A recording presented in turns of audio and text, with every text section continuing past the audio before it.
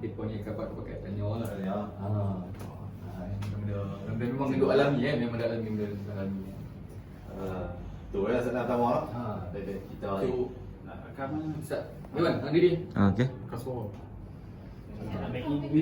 Oh, Bein. So, because cerita lah ni sebab secara rapi lah. Cerita sikit tentang macam mana nubuh yang punya syarikat. So, di dalam COVID ni, apa masalah yang hadapi kan, contoh lagi empat masalah yang boleh cerita. Kita bos lah.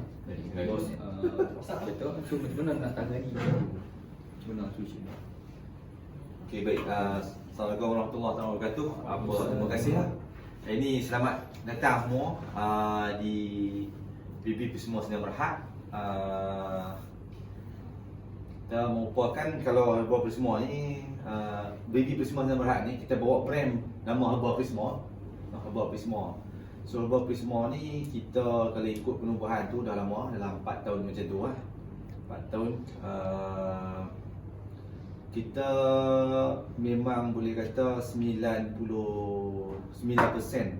bisnes kita online. Online. Kita ada 20 orang team sale, 5 orang operation yang packing barang apa semua, dan 5 orang bawah admin dan HR. Admin HR atau dari account admin HR. Alhamdulillah, daripada mula kita punya tertubuhnya BB Prisma ni yang bergerak je, alhamdulillah sepanjang 4-5 tahun ni kita berkembang. Berkembang alhamdulillah sampai kita ada 20 orang team sale. Dan sekarang ni progres kita adalah untuk kita sebarkan pula luar pada company lah. Sebab polisi kita sebelum ni kita makan sendiri je. Mana kata kita ada team in-house saja dalaman. So kita tak ada lantikan ejen apa semua, tak main. So start tahun ni, tahun lepas kita tubuhkan kita tubuhkan, kita panggil Akademi BB Niaga lah. Daripada BB Prisma tu, duduk. Kita tubuhkan Akademi BB Niaga untuk kita train, latih ramai lagi usahawan. Siapa yang berminat nak jadi usahawan, nak berniaga, kita train. Sebab based pada pengalaman yang kita lalui, kita ada satu modul yang untuk kita kongsi lah dengan orang-orang di luar sana. So kita start ambil intake. First kita ambil intake yang intern lah, budak-budak praktikal daripada Polymas. So first batch dah settle, ni masuk second batch, 1 Mac, second batch 1 Mac itu. 1 Mac. So second batch ni pun tak ramai lah, kita ambil 2 orang dulu. Sebab untuk kita fokus, kita train dan fokus mereka lah. Yang mana kita target mereka ni untuk jadi usahawan lah. Pertama sekali, Bumi Putera kita orang Islam, kita nak grow macam tu, dia jadi usahawan. So yang 2 tu dah lepas, mereka pun dah jalan. So dah tahu apa cara-cara berniaga apa semua, dah buat lah, dah practical. Join kita, masuk dengan kita ni, duduk as a team lah, macam tu. So berkenaan soalan saudara Yin tadi tu, berkenaan dengan apa, macam mana kita facing masa berlakunya MCO, masa nampak kerajaan undang tahun lepas, bulan 3, 18 bulan lah. 18 bulan dia announce. Masa tu semua tak tahu, bila tak tahu kita gelabah. Kita tak pernah alami lagi benda ni macam mana. Jadi langkah yang kita ambil yang pertama sekali, kita tengok dulu apa regulation, kita clarify betul-betul boleh jalan tak jalan ni. Boleh jalan tak jalan. First satu dulu kita clarify, boleh kerja di office ke tak boleh ke apa semua, kita clarify. Bila kita dah clarify, kita dapat tahu yang okey, tak allowed lah mula tu untuk kita beroperasi pada langkah pertama. Tetapi untungnya bila kita buat online, mana kata pekerja tak perlu ada di office pun, kecuali kaki tangan yang untuk operasi saja. Yang pada masa tu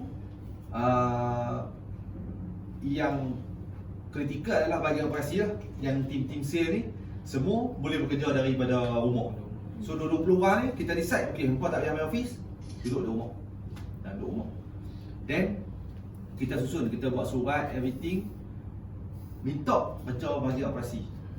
Office, telefon, Ha? tidak di office. Jadi masa tu kira yang beberapa kerat ni sajalah yang ada. Mana kata team operation sekali dengan kami lah. Berkampung di office ni. Untuk kita fulfillkan packing apa semua, sebab kita dapat tahu post apa semua jalan. Dia yang untungnya sebab post laju apa semua tu jalan. Kalau tak jalan habis cerita. Habis cerita. Hak tu ya, bila kita dapat tahu yang tu boleh beroperasi, semua orang kata kita boleh jalan. Bila kita boleh jalan tu kita atok lah. Kita atok, mana kata packing. So kita mau berkampung di office sebab mana kata kan tak boleh pergerakan apa semua. Kita jumpa polis pun kita dapat dari masa tu pihak IPD lah. Kita dapat surat, alhamdulillah kita dapat kelulusan untuk jalan operasi saja, tapi diberi nasihat supaya tak ada pergerakan. Apa kena duduk setempat lah. Duduk setempat lah. Jadi berkampung lah. Banyak orang tu. Berapa orang kita masa tu? Apa dia? Untuk masa packing yang post Kita berempat saja. berempat saja. Dengan dua. Kami dua dengan dua staff. So duduk situlah untuk kita berkampung, untuk buat packing. Yang tim lain tu duduk di rumah buat macam biasa. Cuma kita risaulah masa tu kalut. Kita tengok demand ada tak ada. Lepas tu bila kita tengok, alhamdulillah masa PKP dia punya sale tu lain macam. Yang first PKP tu. Kita pun surprise lah. Patutnya mungkin drop kan, tapi orang dah tak boleh pergi mana apa semua. Mereka banyak membeli online. So dia pun banyak insight. Banyak tengok insight. So masa tu sale kita naik lah. Masa tu sale kita naik. Alhamdulillah. Cuma kita facing satu lagi isu material pada masa tu. Kita punya material untuk produk ada supplier yang bahan-bahan daripada luar negara. Macam botol yang kita import. Lepas tu ada material yang tu kita ada facing dalam lebih kurang short dalam seminggu dengan 2 minggu lah. Lepas tu kilang boleh recover balik, dapat MITI punya surat apa semua tu. So boleh operasi. So sepanjang PKP pada masa tu kita tengok pertama sekali daripada segi jualan di online meningkat lah. Dan alhamdulillah kita duduk dalam bidang online. Jadi kita tak terkesan sangat daripada segi sale. Cuma dari segi operasi saja. So teruk sikit operasi tu sebab staff tak boleh main full capacity. Yang tu je. Tapi benda tu kita boleh arrange selagi sale boleh jalan je lah. So yang tu dah kita manage. Sampai lah ni yang bila gelombang pertama tu dah settle. So bila sampai yang lain pun kita atok macam tu.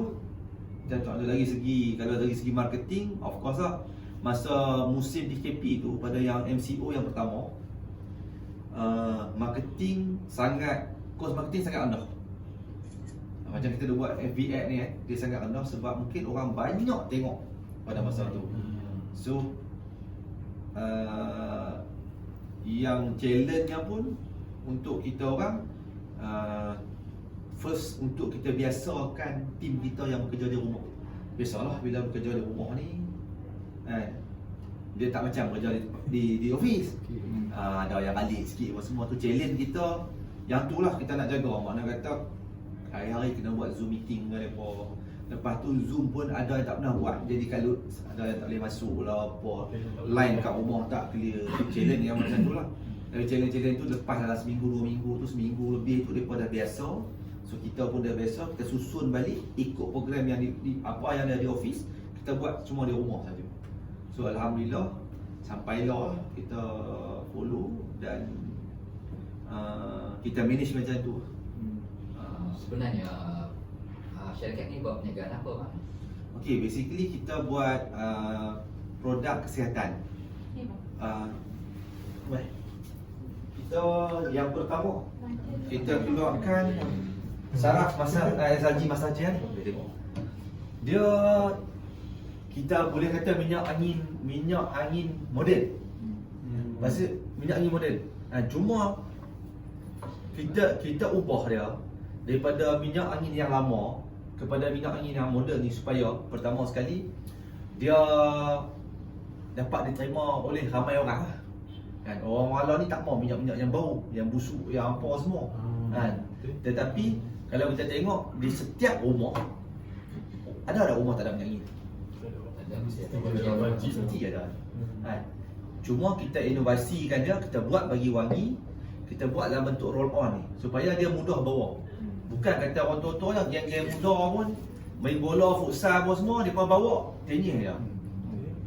Tu kita nampak peluang tu lah, kita ubah, kita tune.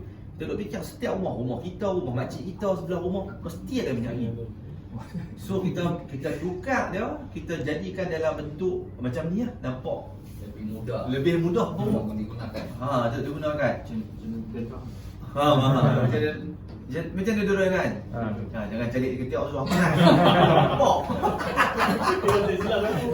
Ni lampu pagi-pagi je. Lampu kan? So kita inovasikan minyak angin ni jadi minyak angin moden. Kita pasarkan, alhamdulillah demand sangat tinggi. Lepas tu kita ada juga produk berasaskan bidara dengan garam bukit. Kita buat tu based pada demand pada customer-customer yang sedia ada ni. Kita selalunya akan buat survey dulu sebelum kita keluarkan produk. Kita ada database 70,000 database. Kita alhamdulillah banyak kita berniaga ni, kita keep database. Dan 70,000 tu normally kita akan buat survey. Tak semualah, kita ambil dalam 5 hingga 7,000 participant untuk kita hantar survey. Tanya apa produk yang mereka nak daripada Herbal Prisma. So feedback lah. Ada yang nak dalam bentuk minyak. Macam ni dia bentuk, kalau tengok dalam bentuk gel. Kalau kita tengok dalam bentuk gel lah, dan dia tak berminyak sangat. Dia krim, gel tu kan. Ada yang nak dalam bentuk minyak betul-betul. So kita buat minyak bidara. Bidara tapi kita combine dengan kayu putih.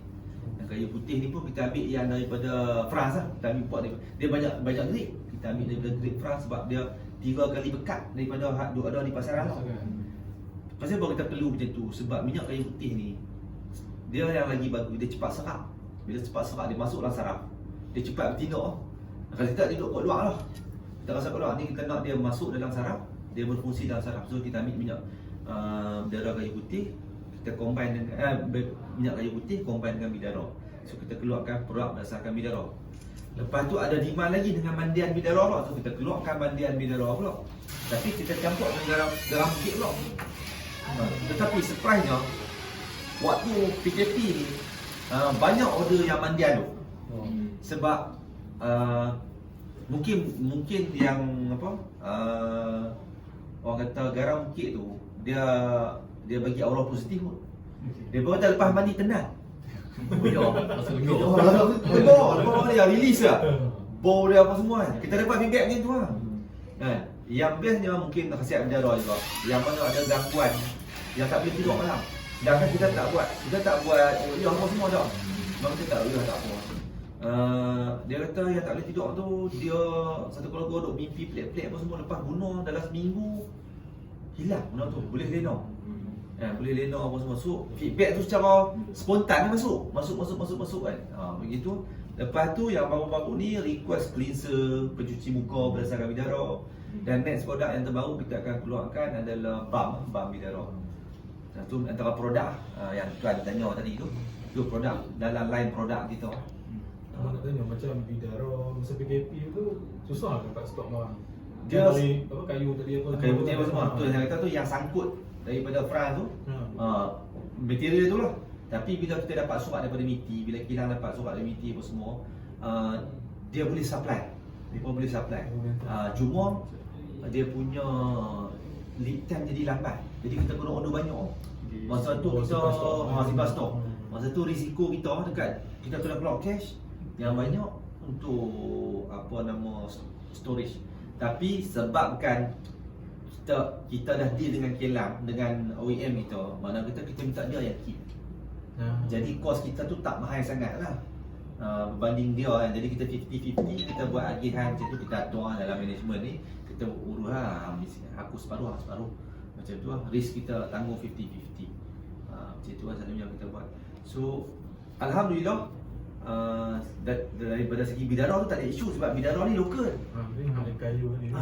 Minyak kayu putih tu yang import tu. Yang bidara tu lokal tu tak ada isu. Banyak kita boleh dapat. Itu pun kita boleh dapat lokal. Banyak sangat bidara garam bukit pun banyak kita boleh dapat. Macam tu lah. Okey bang.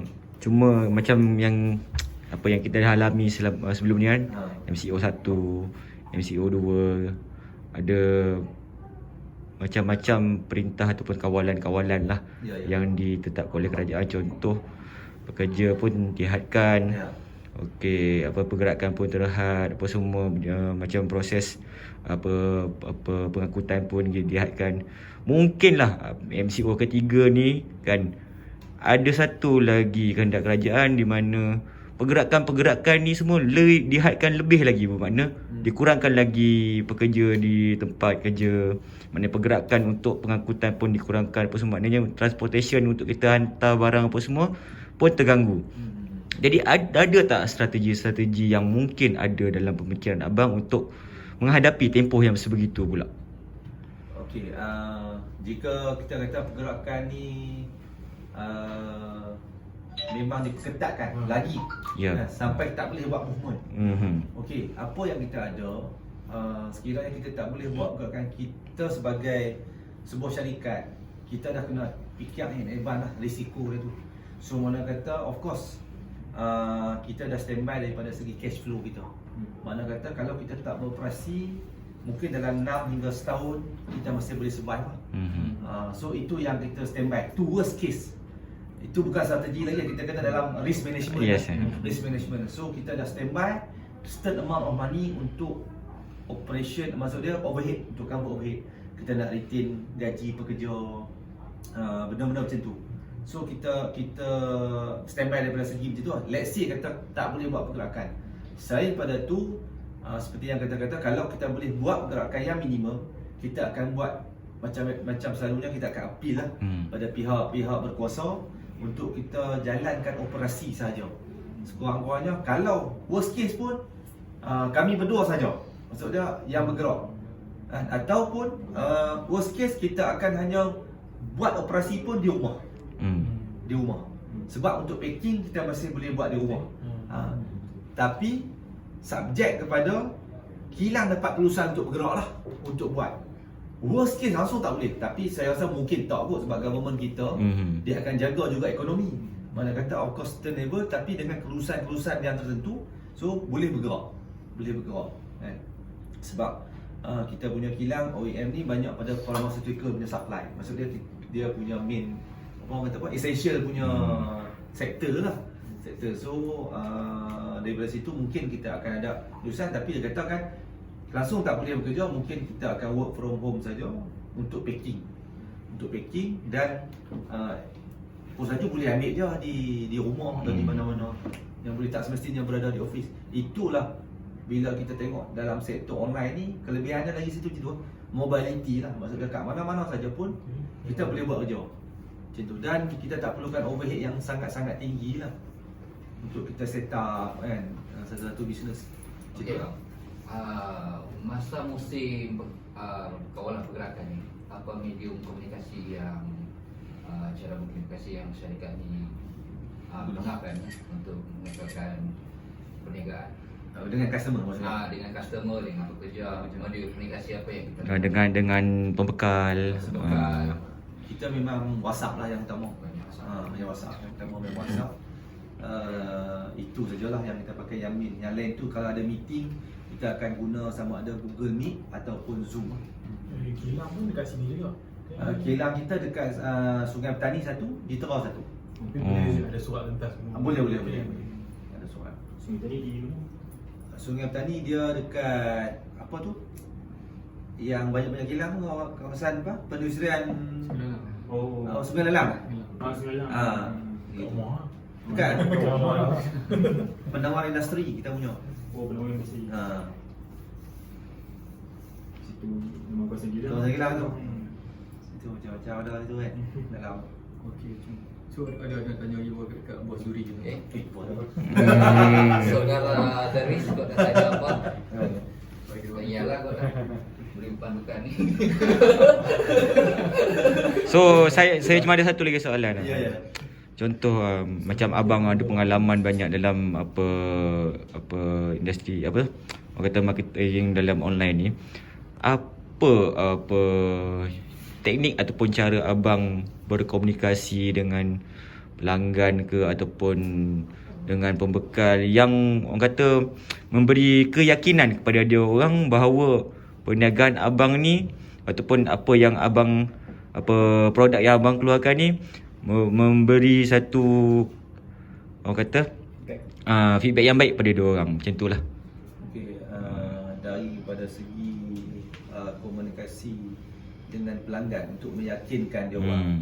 So kita guna beberapa medium lah. Medium pertama sekali of course kita gunakan medium Facebook.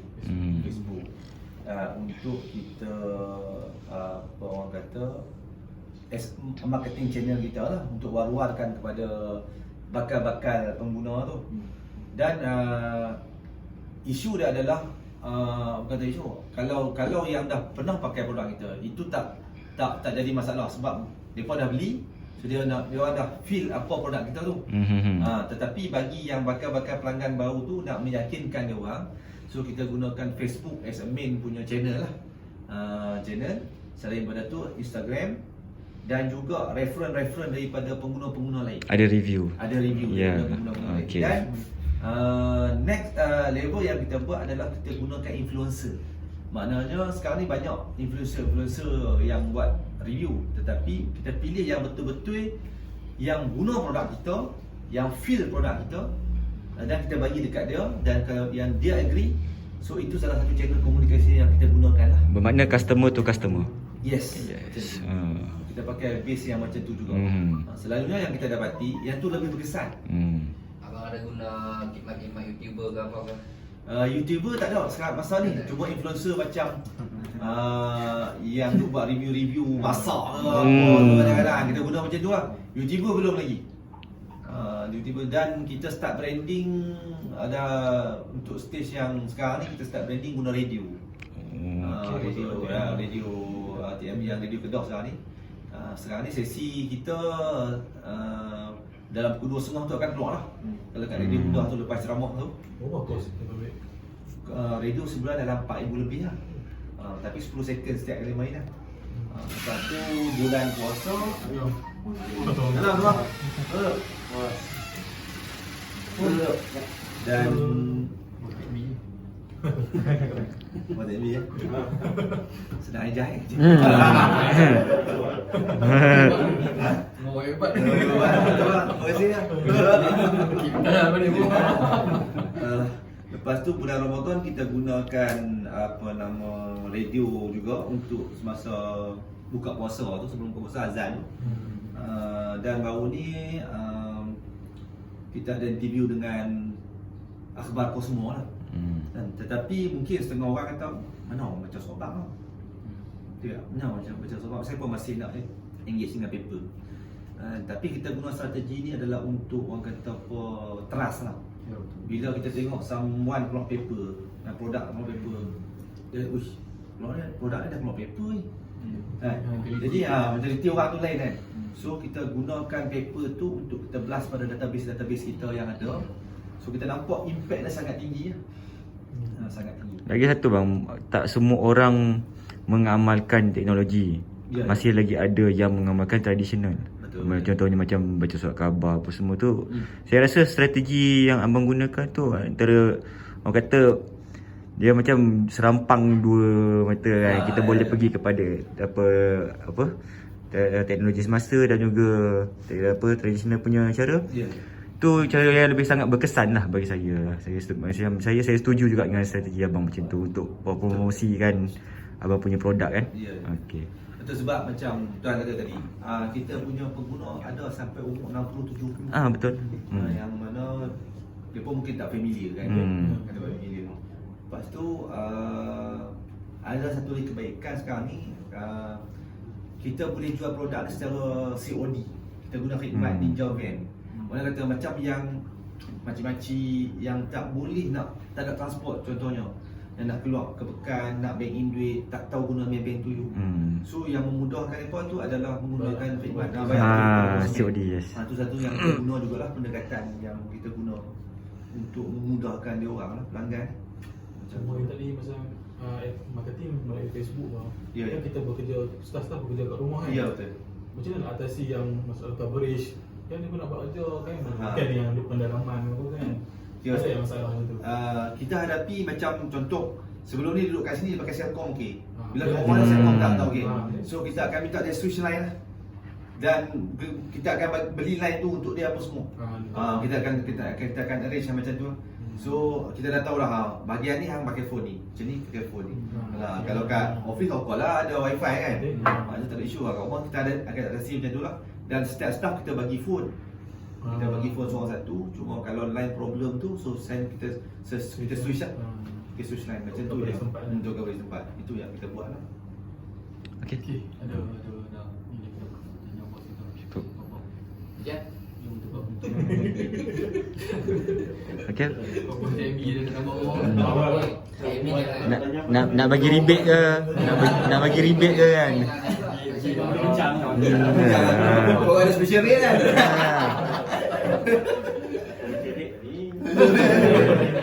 Okey lah, ni soalan terakhir kot.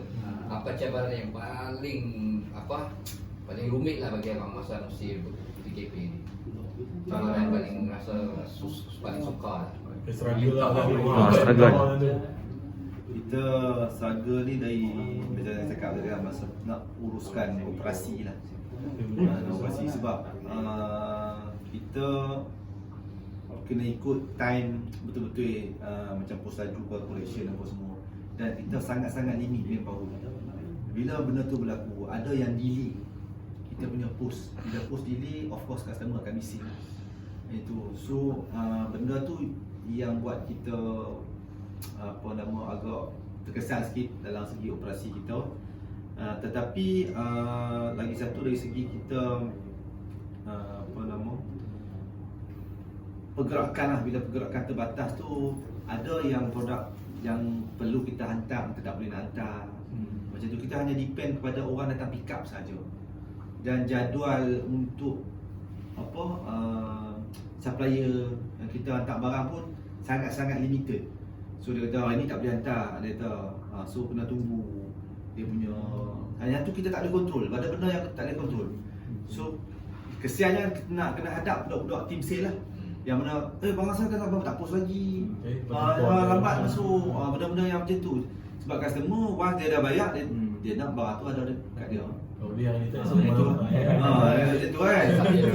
Kita lah pun sama kan, macam tu kan, dah bayar kan. Kenapa lambat apa semua, isu-isu tu lah. Kadang-kadang tim yang lemah semangat ni, dia koyak juga kan. Macam tu je lah yang kita hadapi. Tapi Alhamdulillah, mula-mula kita, macam saya cakap tadi lah, yang kita risau sangat adalah bila kita tak dapat orang kata beroperasi lah. Tapi dengan kelulusan yang kita dapat daripada pihak-pihak Gozo, dapat operasi itu dah sangat bagi kita release lah. Sebab kita fikir kita ada 30 kaki tangan yang kita nak kena ni lah, jaga kan, gaji dia apa semua tu. So, kalau tak ada pendapatan teruk tu, memang kerjaan ada bagi dalam bawah PKSO kan, dia bagi insentif apa semua kan. Tapi benda tu tak cukup untuk cover sebenarnya. Tapi dapat ringankan beban kita. Tapi dengan dah beroperasi ni, Alhamdulillah, walaupun taklah semeriah sebelum MCO, tak boleh MCO, dengan hanya beberapa persen saja boleh datang. Masa betul-betul MCO tu tak ada boleh kita dua orang saja bergerak dari rumah macam tu kan. So itulah challenge yang kita rasa lah. Tetapi yang lain Alhamdulillah, daripada segi sale masa MCO tu agak berjalan, kira Alhamdulillah. Mana lagi jimat? Bekerja masa kat office ke atau kat rumah? Bekerja dekat rumah tu dia jimat ataupun bekerja dekat office lebih jimat? Kos lah, dari segi kos. Dari segi kos, Tapi kat rumah sekarang ni pun kira kita jimat daripada segi overhead. Kira office ni tak buka langsung. Kira tak ada langsung. Kira bahagian operation sajalah. Kita hanya dekat bahagian packing, tak ramai sangat. So jimat dari segi aircon apa semua tak pasang macam tu lah. Dari segi bekerja tu macam biasalah, kena bayar Kena bayar sopa juga, gaji apa semua kan. Cuma dari segi electricity. Tapi tak ada pengurangan staff tak ada lah. Tak ada lah, kita maintain, kita tak ada pengurangan staff. Dari segi hujung mungkin kita terjejas sikit lah kan. Ah, Segi dia- operasi tu lah. Dari segi operasi tu terjejas sikit lah sebab pergerakan tak boleh. Macam tu lah. Sebab staff tak boleh main kan. So kita sendiri yang packing. Okey terus ya.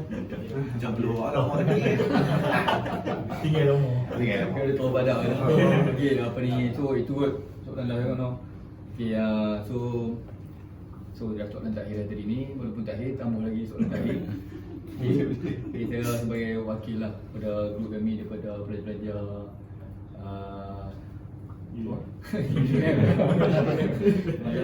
apa ni tentang apa ni ke sudi terima kami untuk hari ni untuk berbual sikit lah tentang apa ni maintenance tubuh syarikat ni, di mana berapa staff, so macam mana nak handle time covid ni, apa langkah-langkah apa tahu nak selesai masalah tu kan. So alhamdulillah, terima kasih. So kami doakan lah semoga syarikat Bos Turin terus maju jaya dan Amin, maju lagi ramai-ramai bersama memberi putera Islam semua tu. Satu je kot. Dah marah lah. Terima kasih lah. Boleh lah, boleh lah. Terima kasih lah kan. Kalau nak apa bawa Malaysia. Dah main tanya main gosok lah. Besok obat time kau kerja lah. Pakai kumpul hari ni apa nak tanya kan? Ini lah dah. Allah.